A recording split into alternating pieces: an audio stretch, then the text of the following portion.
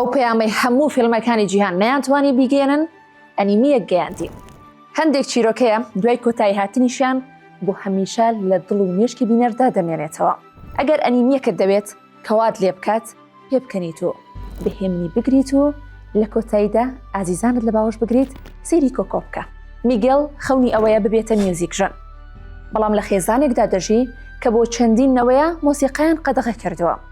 شەوێک لە بۆنەیەکدا پێدەنێتە خاکی مردووەکانەوە، لەوێ نهێنی شاراوەکانی خێزانەکەی بۆ ئاشکرا دەبێت.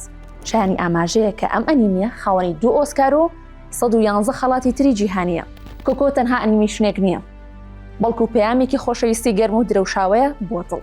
میوزیکێکی شاهانەیە بۆ گوێەکان، ڕنگ و دیمەنی ئارامە بۆ چاوەکان، لەگەڵ منداڵ و گەورەدا دەدوێت و ڕێز لە دابوونەریتیش دەگرێت. ئەگەر بۆ یەک جاریش بێت پێویستە هەموو کەسێک بینەری بێت. کۆکۆ پێمان دەڵێت مرۆڤ ئەو کاتە بە تەواوەتی دەمرێت کە لە بیر دەبێت.